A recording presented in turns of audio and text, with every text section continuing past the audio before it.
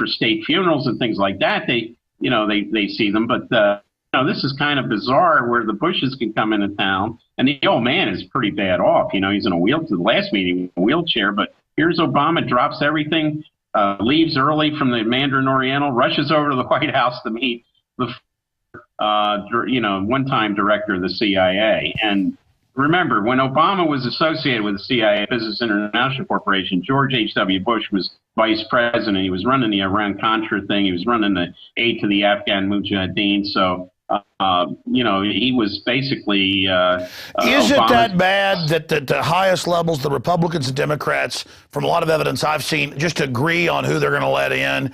And that at the top of the apex, it is absolutely a club. They might fight over who gets the levers of power, but they are totally unified, evidenced by Roberts and the deciding vote. When the banks want it, they get it. Absolutely.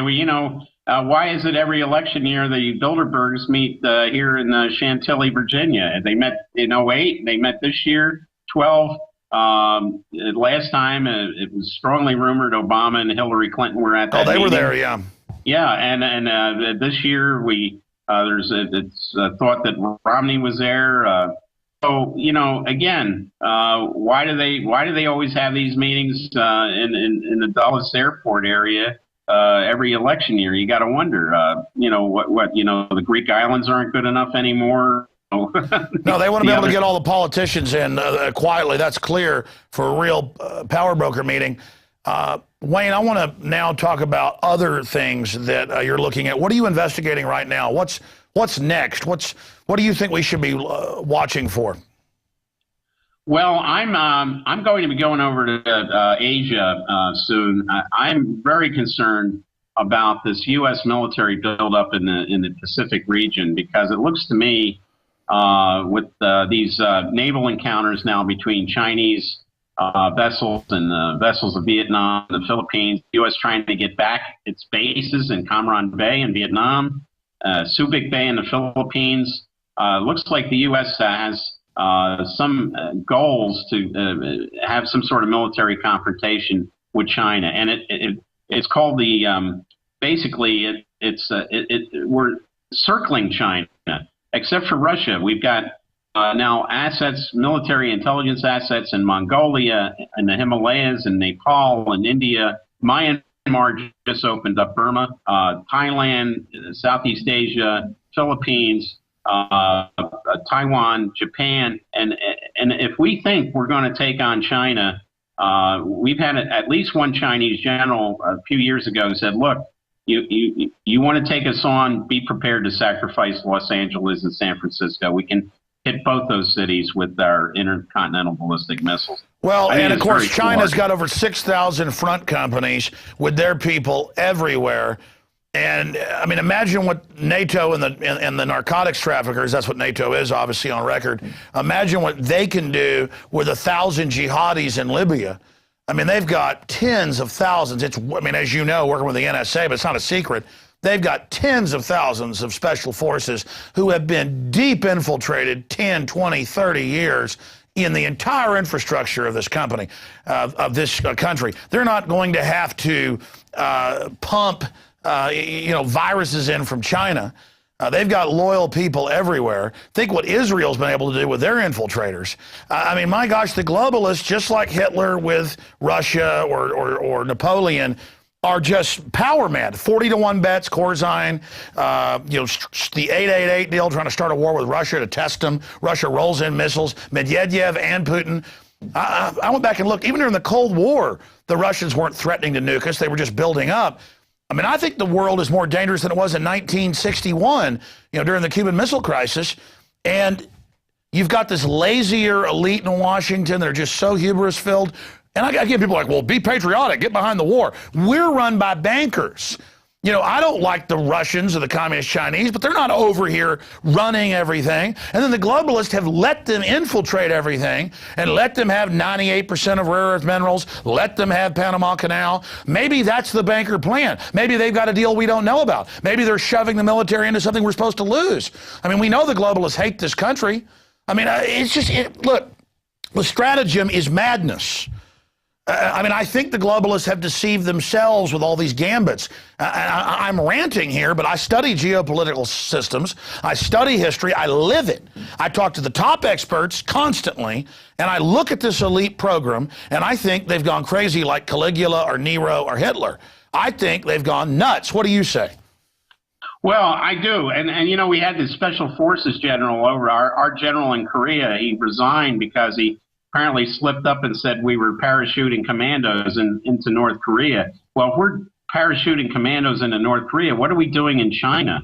I mean, North Korea is like that is a very closed country. We now see stirrings in the streets in various towns in China. We know what George Soros has been up to with the National Endowment for Democracy, these other CIA front They're NGOs publicly trying to overthrow Russia. Why are they poking all these people? It's insanity, and that's what I want to really find out, what's going on over in Asia by talking to the people there. You know, Obama's putting Marines in Australia and, you know, new bases. One on Christmas Island, Cocos Keeling Islands. You got to go in an atlas to find these places in the Indian Ocean, the Cocos Keeling Islands. But he wants to put a base there. We've already got one in Diego Garcia. So what's the end game here? Why the military buildup? Is he insane enough to take on you know, China?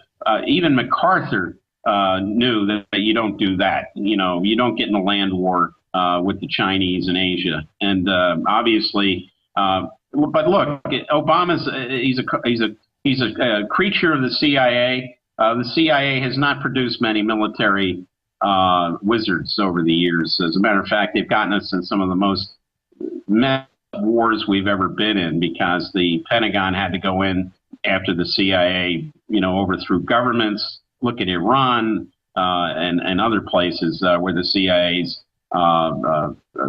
fingerprints and their mud tracks are all over the place. The military's had to go in and clean up a lot of this. So I'm afraid that maybe we're seeing that again with this military buildup in Asia, take on. And don't forget, China. they just sent a part of a fleet into the Mediterranean to menace Syria. Give us your take on that. I mean, this is just getting, and they're publicly using Al-Qaeda and now admitting that and saying, well, Al-Qaeda's good if they're attacking Assad. It's crazy. Where we're using Al-Qaeda in Syria, we used them in Libya. There's reports now that we're using them in Sudan to overthrow the government there after we split the southern half off and gave them their independence. Al-Qaeda, as I always said, it's a construct. It's the old Mujahideen CIA support network, the Saudi money. Look, the other thing I want to mention there is, I reported this the other day, there's reports that King Abdullah of Saudi Arabia, who's 87 years old, is seriously ill. Some reports have him as clinically dead and only being kept alive on by artificial means. Now, what's going to happen? We've got the Crown Prince, Prince Nayef, who succeeded when the Crown Prince died a couple weeks ago, but there's a power struggle to see who will be the next Crown Prince, and Saudis have been having it both ways for so many years. They pay off Al-Qaeda not to attack the kingdom, but you know, then they try to act like they're, you know, involved in this anti-terrorism front that the U.S. has put together, when in fact they're funding these Al-Qaeda rebels and these Wahhabists in Syria. They did it in Libya, the United Arab Emirates, Qatar, same situation. And I should add, they have another fleet going into the Persian Gulf right now. I was also saying the Mediterranean. I mean, it is just wild. So we understand these policies aren't for the United States. Even if we were going to be a cold-blooded empire, this is for the banksters. Did you see the CNBC clip where they admit, and they go through 4 guests and say foreign mega banks are setting up world government and we're their slaves? And they go, oh, it's good to be slaves. I mean, now this coming out. I mean, do the bankers really think they can just run around with bravado and chutzpah-filled, you know, behavior, and just the whole world's going to bow down to them? Well, I think they do. And now we have Barclays in England. Barclays Bank is under investigation. That was always one of the flagship banks of Great Britain.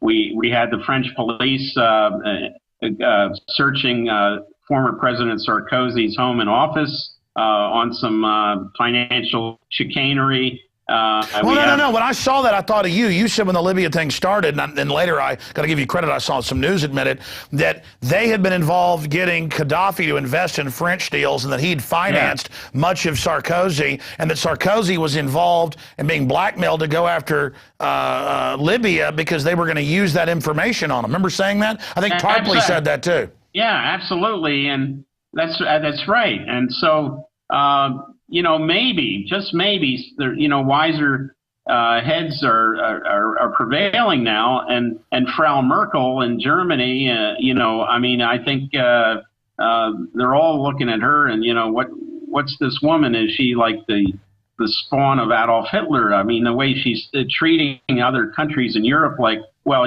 just throw your people off the pensions, make your old people die because they can't get their prescription drugs. Yeah, the head of the IMF, they wrote the laws in Europe where EU bureaucrats are exempt from taxes. Folks can look this up. And then they're saying, it doesn't matter. I don't care about Greece.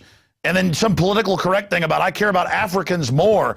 I mean, these people are totally disconnected, giving us classical Marie Antoinette statements. And we had David Cameron come out today. He's going to do everything possible to stop Greeks from immigrating to Britain. Well, aren't they both in the EU? Isn't there supposed to be this borderless union? I think what we're seeing here is the collapse, and it's probably a good thing, the collapse of the European Union. I think that was a banker contrived a thing from the get-go. When you look at the people that put together the original European Sure, it's Bilderberg, but let's go back here briefly. I mean, finish your point on that, but that's intriguing. Why do you think they're going after Sarkozy? I mean, he's gone now. They've handed it over, to Hollande. Why do you think they're going after little Sarkozy? Because Sarkozy, when he was president, used the French police and the courts and the Justice Department to go after his political enemies. Part of this is, turnaround is fair play. Sarkozy went after former Prime Minister Dominique de Villepin, tried to put him in jail. He really was the brains behind going after his predecessor, Jacques Chirac. And he got caught. He got caught tweeting earlier, and then had to admit British intelligence was sicked on Dominique Strauss-Kahn to set him up with that hooker. Right. And Strauss-Kahn, I have a story up today, apparently some French publications, a tabloid in particular, saying he's got some marital problems. But I also picked up from some sources in France, in Paris, that Strauss-Kahn's been offered a post that would afford him diplomatic immunity. Bibi Netanyahu has said he could make him the head of the Israel Central Bank or Minister of Finance, which would give him immunity from any sort of prosecutions or civil lawsuits that he's facing in New York and other places. Yeah, you've got the D.C. bureaucrats saying diplomatic immunity, the UN, the Vatican, Israel. I mean, gee, can't we just make Texas like that? I'm from Texas. I'm above the law. Well, if we have the Republic of Texas, you could be the Texas ambassador to Washington. You would have diplomatic immunity under the Vienna Convention. That'd be kind of nice, but of course I don't want to commit a bunch of crimes, so I guess it's kind of worthless. But it'd still be kind of cool to have it. I am God, you are, No, but getting serious here, it's outrageous. I say get rid of diplomatic immunity. It's been expanded. You saw where they want to give carbon traders and NM Rothschild diplomatic immunity on their carbon trades. Did you see that? I'm not surprised. I mean, these people, this whole carbon trade thing was what a ruse that was, a real scam. They're actually selling air. I mean, I used to say, when are they going to start taxing the air? I mean, they're selling air. They're already selling water. Part of that whole Libya intervention was, there's some huge aquifers under the Libyan desert in the Sahara. And of course, the first two companies that went in there to grab those aquifers, and, Gaddafi built a huge irrigation system, brought that water up to the coast, were the two big French water companies. Sure, he was building Africa up. He was a major hub of real development through